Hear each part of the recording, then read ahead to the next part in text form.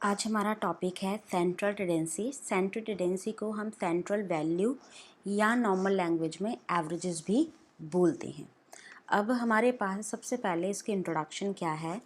Introduction में a central value is a single value within the range of the data that is used to represent all the values in the series।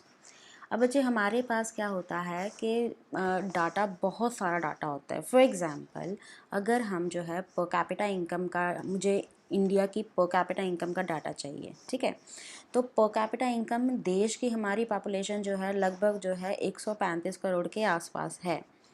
तो 135 करोड़ लोगों के data को analyse करके उसे comparable बनाना और उससे जो है कुछ आगे आप फाइंडिंग्स कर सको स्टैटिस्टिक्स में, ये मुश्किल है। तो हम क्या करते हैं, हम एक ऐसी सिंगल वैल्यू फाइंड आउट करने की कोशिश करते हैं जो कि इन 135 करोड़ लोगों की इनकम को रिप्रेजेंट करती हो। तो जो एक सिंगल वैल्यू इतने बड़े डाटा को रिप्रेजेंट करेगी, that is called central value, ठीक है। और सेंट्रल वैल्यू डजंट मीन कि आप हमेशा ही इतने बड़े डाटा की जो है सेंट्रल वैल्यू पता करना चाहो। आपने जो भी डाटा है आप उसकी एक सेंट्रल वैल्यू पता कर सकते हो जिससे वो कंपेरेबल हो जाता है। फॉर एग्ज़ाम्पल अगर आपसे ये पूछा जाए कि आपके जो है लास्ट एग्ज़ाम्स में जो थे कितने मार्क्स आए थे, तो हम कभी नहीं कहते, अगर आपके 5 पेपर थे तो हम कभी नहीं कहते पेपर 1 में ये, पेपर 2 में ये, पेपर 3 में ये। हम एक एवरेज बता देते हैं, ऑन द एवरेज हमारे 70% मार्क्स हैं। तो जो आप 70% बताते हो वो भी 70% एवरेज होता है, वो उस सीरीज़ में ही होगा, यानी कि कुछ वैल्यू हो सकती हैं उससे ज़्यादा हों और कुछ वैल्यूज़ 70 से नीचे भी होंगी पर 70 के आसपास होंगी। तो इन दैट केस एक सिंगल नंबर से हमें आपके 5 पेपर्स के जो है मार्क्स हैं उनके बारे में अंदाज़ा हो जाता है। नेक्स्ट है बच्चे हमारे पास कि average is an attempt to find one single value to describe the whole figure. तो इन दैट केस जैसे मैंने अभी कहा कि 70% आपके 5 पेपर के नंबर को रिप्रेजेंट करते हैं। फिर आपकी हमने पर कैपिटा इनकम की बात की, तो 135 करोड़ की पॉपुलेशन को एक फिगर रिप्रेजेंट करती है। तो average in attempt to find one single value to describe whole figures of value. तो एक फिगर पूरे के पूरे डाटा को डिस्क्राइब करती है। नेक्स्ट है हमारे पास कि हम एवरेज को फाइंड आउट क्यों करते हैं। तो सबसे पहले हमारे पास कि हमें एक सिंगल वैल्यू चाहिए जो पूरे डाटा को रिप्रेजेंट करती हो। दूसरा है कि हम जैसे पर कैपिटा इनकम की बात करें, तो अगर आपको फॉर एग्ज़ाम्पल इंडिया और जापान की पर कैपिटा इनकम को कंपेयर करना है, तो बच्चे हम 135 करोड़ के डाटा को जो है जापान की पॉपुलेशन के साथ कंपेयर करने नहीं बैठेंगे। हमारे पास अगर एक सिंगल वैल्यू होगी कि इंडिया की on the average per capita income कितनी है, इसको आप जापान की एवरेज पर कैपिटा इनकम के साथ जो है कंपेयर कर सकते हो। तो एक फिगर दूसरे फिगर के साथ कंपेयर हो सकती है, पर बहुत बड़ा डाटा कंपेयर करना जो है मुश्किल है। जैसे हम कहते हैं कि इंडिया की पर कैपिटा इनकम मान लीजिए जो है $1600 है, ठीक है। तो $1600 है, तो आप इसे किसी दूसरी कंट्री के साथ, जैसे फॉर एग्जांपल अमेरिका की पर कैपिटा इनकम $65,000 है, तो कंपेयर करना आसान है। आप पूरी की पूरी पॉपुलेशन के डाटा को कंपेयर नहीं कर सकते। फिर है helpful in the policy formulation. तो हमारी गवर्नमेंट जितनी भी पॉलिसीज़ बनाती है, कोई भी नई पॉलिसी बनाने के लिए गवर्नमेंट के पास फैक्ट्स का होना ज़रूरी है, डाटा का होना ज़रूरी है। और डाटा को सही तरीके से यूज़ करने के लिए कि हम उससे पॉलिसी फॉर्मुलेशन करें, हमारे पास सिंगल वैल्यू होगी तो हम उसे कंपेयर कर पाएंगे। ज़्यादा वैल्यू के लिए कंपेयर करना मुश्किल है। नेक्स्ट है हमारे पास कि टाइप्स ऑफ एवरेजेस क्या क्या है हमारे पास। तो टाइप्स ऑफ एवरेजेस में सबसे पहले और सबसे कॉमन है अर्थमेटिक मीन है हमारे पास। ये सबसे कॉमन है जो हम नॉर्मल यूज़ करते हैं। इसके बाद है हमारे पास मीडियन। मीडियन और उसके बाद है मोड। मीडियन और मोड को हम पोजीशनल एवरेजेस भी बोलते हैं। इसके अलावा है geometric mean, harmonic mean, moving average and progressive mean. ये हमारे पास एवरेज निकालने के डिफरेंट तरीके हैं जिनके थ्रू हम एवरेज निकाल सकते हैं। अब इनमें से हमने कौन सा मेथड यूज़ करना है, दैट डिपेंड कि आपकी रिक्वायरमेंट क्या है, उस हिसाब से हम वैल्यूज़ को फाइंड आउट कर सकते हैं। नेक्स्ट बच्चे हमारे पास जो है सबसे जो कॉमनली हम मेथड यूज़ करते हैं एवरेज फाइंड आउट करने का, सेंटर टेंडेंसी फाइंड आउट करने का, दैट इज़ अरिथमेटिक मीन। ये सबसे ज़्यादा यूज़ होता है जब हम एवरेजेस या हम कहें सेंट्रल वैल्यू फाइंड आउट करते हैं। It is the most popular and widely use method of representing the entire data by one value. Next है हमारे पास के अर्थमेटिक मीन को हम जो है कैलकुलेट किस तरीके से करते हैं। तो x bar, x this is called bar. तो एक्स बार जो है दैट इज़ द हम जो है रिप्रेजेंट करता है किसको, अर्थमेटिक मीन को। इसे कैलकुलेट करने के लिए आपके पास कोई वेरिएबल होगा, फॉर एग्जांपल वेरिएबल आपके पास एक्स। तो एक्स वेरिएबल की जितनी भी ऑब्जर्वेशंस हैं, first second third observation up to n number of observation जो हैं, जितनी भी ऑब्जर्वेशन है, जैसे फॉर एग्जांपल हमने लिखा था कि आपके पेपर की अगर हम जितने भी मार्क्स आए हैं, पेपर्स में जितने 5 पेपर हैं आपके, उनमें से कितने मार्क्स आए हैं, तो उसकी एवरेज फाइंड आउट करनी है। तो पेपर 1, पेपर 2, पेपर 3 के मार्क्स प्लस पेपर 4 के मार्क्स प्लस पेपर 5 के मार्क्स, तो एन कितना हो गया आपके लिए 5। तो number of observation n is equal to number of observation, वो कितना हो गया 5। तो जितने पेपर हैं 5 पेपर में जितने भी मार्क्स आए हैं उनका टोटल कर लो, एग्रीगेट कर लो, यानी कि समेशन कर लो, समेशन एक्स ओवर एन हो जाएगा। ठीक है, तो यहाँ से हम जो है अर्थमेटिक मीन जो है वो फाइंड आउट कर सकते हैं। नेक्स्ट है हमारे पास कि अर्थमेटिक मीन का ये एक बेसिक फार्मूला था जो अभी हमने किया, पर अर्थमेटिक मीन के फार्मूलाज जो हैं और आगे भी जो आपके फार्मूलाज में जो है वेरिएशंस आ जाती हैं ऑन द बेसिस आप डाटा जो है वो किस तरीके से जो है रिकॉर्ड करते हो। तो डाटा जो है लिखने के तरीके अलग अलग हो सकते हैं। जैसे फॉर एग्जांपल हमारे पास है 3 तरीके होते हैं हमारे पास, individual series, discrete series and continuous series. ठीक है, इंडिविजुअल सीरीज़ हम तब यूज़ करते हैं जब आपके पास नंबर ऑफ़ ऑब्जर्वेशंस कुछ ज़्यादा नहीं होती। ठीक है, तो जैसे यहाँ नंबर ऑफ़ ऑब्जर्वेशन जो है आपके पास कितनी है, 8 ऑब्जर्वेशन है, एन कितना है 8, 1 2 3 4 5 6 7 8। तो यहाँ इंडिविजुअल सीरीज़ का मतलब है आप इंडिविजुअली हर आइटम को डिस्क्राइब कर रहे हो इंडिविजुअली।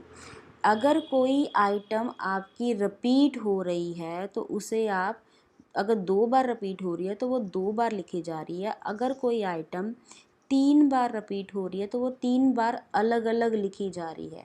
इस तरीके से अगर आप डाटा को रिप्रेजेंट करते हो तो that is called individual series. Discrete series हम यूज़ करते हैं जब आपके पास डाटा थोड़ा सा लेंदी हो और आपको जो है उसे शॉर्ट में जो है दिखाना है कि आप रिप्रेजेंट करना चाहते हो, अपना प्रेजेंट करना चाहते हो अपना डाटा। तो एक तरीका क्या है, आप डिस्क्रीट सीरीज़ यूज़ करो।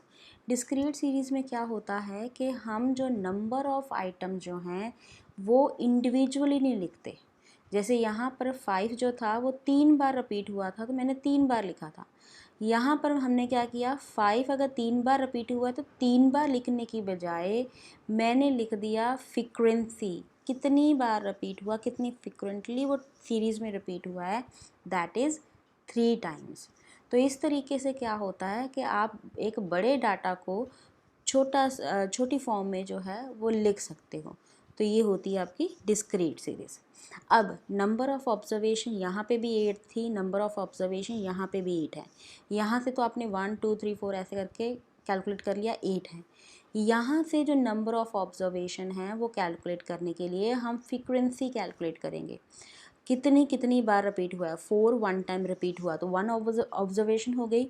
5 3 टाइम रिपीट हुआ है तो 1 ये 3 ये 4 ऑब्जर्वेशंस हो गई, और ये हो गया 5 5 और 2 7 और ये 8। तो टोटल नंबर ऑफ़ ऑब्जर्वेशन कितनी है आपके पास, 8। यहाँ और यहाँ नंबर में फ़र्क नहीं पड़ेगा, बस लिखने के तरीके चेंज हो जाते हैं। फिर नेक्स्ट है हमारे पास कॉन्टिन्यूस सीरीज़। कॉन्टिन्यूस सीरीज़ हम तब यूज़ करते हैं जब आपके पास डाटा और लेंदी हो। ठीक है। तो यहाँ पर हम जो है हम क्लास इंटरवल्स बनाते हैं, जैसे 0 to 2, 0 to 5, 5 to 10 या 0 to 10, 10 to 20, कुछ भी आप जो है क्लास इंटरवल बना सकते हो on the basis of your data. ठीक है। अच्छा, एक चीज़ और, डिस्क्रीट सीरीज़ में 4 के बाद सीधा 5 था, 5 के बाद सीधा 6 है। अगर आपके पास कोई ऑब्जर्वेशन 4 पॉइंट समथिंग है तो वो यहाँ पर आप कहीं लिख नहीं सकते, क्योंकि यहाँ क्या है, या तो 4 है या 5 है। 4 पॉइंट, 5 पॉइंट समथिंग ऐसी कोई ऑब्जर्वेशन नहीं लिख सकते। कॉन्टीन्यूस सीरीज़ इसीलिए कॉन्टीन्यूस है क्योंकि जैसे फॉर एग्ज़ाम्पल यहाँ है 0 to 2, तो 0 to 2 के बीच में जितनी भी ऑब्जर्वेशंस होंगी वो सारी लिखी जा सकती हैं। 0.001 से लेकर आप जो है ये सारी ऑब्जर्वेशन जो हैं वो लिख सकते हो, इसीलिए इसे कहते हैं कॉन्टीन्यूस सीरीज़, कि 0 और 2 के बीच में जितने भी आपके पास डेसिमल्स में भी हैं, जो 0 पॉइंट समथिंग जो भी है वो भी यहाँ पर आप डिस्क्राइब कर सकते हो, इसीलिए इसे कहा जाता है कॉन्टीन्यूस कहा जाता है। पर कॉन्टीन्यूस सीरीज़ में भी हमारे पास दो टाइप की सीरीज़ होती हैं, इंक्लूसिव एंड एक्सक्लूसिव। इंक्लूसिव का मतलब होता है जब आपकी अपर लिमिट इंक्लूड होती है, इंक्लूसिव। एक्सक्लूसिव में जो अपर लिमिट होती है वो इंक्लूड, जैसे यहाँ क्या है 3, ये इंक्लूड नहीं होगी यहाँ पर। ठीक है। तो जो इंक्लूसिव है 0 to 2, 3 to 5, 6 to 8, तो यहाँ पे भी एक लिमिटेशन है कि 2 पॉइंट समथिंग हो तो उसको आप कहाँ लिखोगे, यहाँ पे वो लिमिटेशन भी आपकी ख़त्म हो जाती है। 3 के बाद यहाँ 3 से शुरू होता है, तो 3 पॉइंट कुछ भी होगा वो यहाँ पर मेंशन, 3 से लेकर 5.9999 तक यहाँ पर आप ऑब्जर्वेशन लिख सकते हो। तो ये इससे भी बेटर जो है होता है। इसीलिए जब आपके पास नॉर्मली कई अर्थमेटिक मीन में उतना फ़र्क नहीं पड़ता है, पर फिर भी हम जो है जब कॉन्टीन्यूस सीरीज यूज़ करते हैं तो हम इंक्लूसिव को एक्सक्लूसिव में कन्वर्ट कर लेते हैं, तो उससे क्या होता है, ज़्यादा ऑब्जर्वेशन कवर करने की पॉसिबिलिटीज़ हो जाती हैं, जो कि इन अपर और लोअर लिमिट के बीच में थे। तो 0 is the lower limit, 3 is the upper limit. तो यहाँ पर एक्सक्लूसिव सीरीज़ जो है वो एक्सक्लूड करती है, यानी कि 3 यहाँ नहीं, यहाँ पर काउंट होएगा। उसी तरीके से 6 यहाँ नहीं, यहाँ काउंट हो जाएगा। यहाँ 5.999 तक की आपकी ऑब्जर्वेशन जो है वो इंक्लूड कर ली जाएगी। तो कॉन्टीन्यूस सीरीज़ में जो एक्सक्लूसिव सीरीज़ है ये इंक्लूसिव से भी इसलिए बेटर है क्योंकि यहाँ कोई ऑब्जर्वेशन ऐसी नहीं होगी जो इसमें आप इंक्लूड नहीं कर सकते हैं। ठीक है। और ये 0 to 3, 3 to 6, ये these are called class interval. तो यहाँ इंटरवल कितने कितने का है, 3-3 का इंटरवल है। आप 3 से ज़्यादा का भी बना सकते हो on the basis of your data. जैसे फॉर एग्जांपल अगर आपके पास इनकम है तो इनकम का डाटा हम जो है वो बनाएंगे फॉर एग्जांपल 1000 से 10,000 या 0 से 10,000, 10,000 से 20,000, इस तरीके से आप जो है फॉर्मुलेट कर सकते हो। नेक्स्ट है बच्चे हमारे पास कि आपके जैसे हमने अभी सीरीज़ की उस हिसाब से आपके फॉर्मूले में फ़र्क पड़ता है। ये सारे ही अर्थमेटिक मीन के फॉर्मूले हैं। अब यहाँ पर एक चीज़ ध्यान देने वाली है, यहाँ पर n था, ठीक है। जब इंडिविजुअल सीरीज़ थी हमने हर जगह नंबर ऑफ़ ऑब्जर्वेशन के साथ डिवाइड किया है, ठीक। पर जैसे ही आपकी डिस्क्रीट और कॉन्टिन्यूस सीरीज़ आ जाएगी, फ़र्क क्या पड़ना है फॉर्मूले में कि यहाँ f के साथ मल्टीप्लाई भी होगा x, ठीक है। अब ये क्यों होगा, अगर आप यहाँ पर गलती से f नहीं काउंट करते तो इट मीन्स आपने डिस्क्रीट सीरीज़ में एक ऑब्जर्वेशन एक बार काउंट की, ना कि जितनी उनकी फ्रीक्वेंसी थी। अगर आपने f के साथ मल्टीप्लाई नहीं किया तो इट मीन्स फॉर एग्जांपल यहाँ पे 4 वन टाइम काउंट होगा, 5 भी वन टाइम काउंट होगा, 6 तो वन टाइम है ही है, 8 भी वन टाइम काउंट होगा। तो इसीलिए जब आपके पास डिस्क्रीट और कॉन्टिन्यूस सीरीज़ हो जाए फ्रीक्वेंसी के साथ मल्टीप्लाई करना ज़रूरी है, अदरवाइज़ आप बीच में से वैल्यू छोड़ रहे हो तो इन दैट केस आंसर क्या हो जाएगा, आपका गलत हो जाएगा। तो जब भी डिस्क्रीट और कॉन्टिन्यूस सीरीज़ हो तो आपकी जो x वेरिएबल है, चाहे वो डायरेक्ट मेथड है चाहे आपका शॉर्टकट मेथड है, वो f के साथ मल्टीप्लाई होगा ही होगा।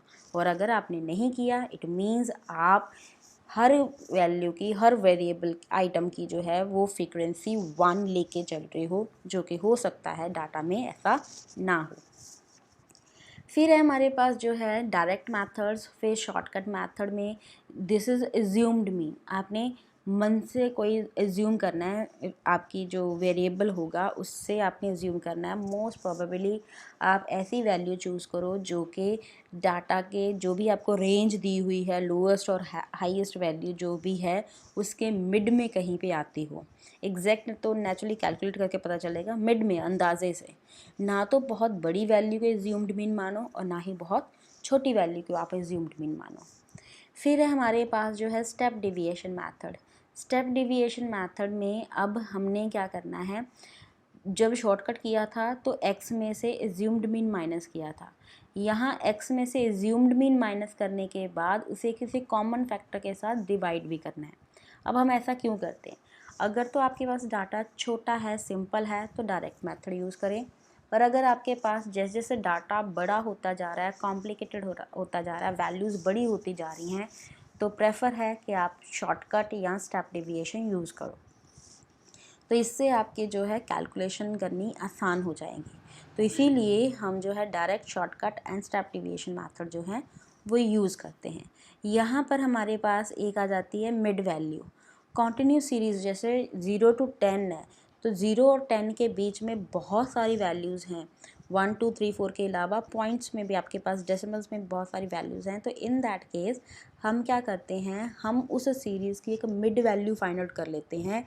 0 to 10, 0 + 10 डिवाइडेड बाय 2 ऑब्जर्वेशन ली, 0 और 10, और डिवाइड बाय 2 करके जो आपके पास आएगा 5, that is your mid value. तो उस तरीके से x की जगह पर अब हम क्या यूज़ करेंगे, मिड वैल्यू फाइंड आउट करके आगे की जो है आपके फॉर्मूलेज में यूज़ करेंगे। तो ये हैं फॉर्मूलाज जो आपको याद भी करने और समझने भी हैं, ताकि जो आप जो है इसको जो है सॉल्व प्रॉपरली कर सको।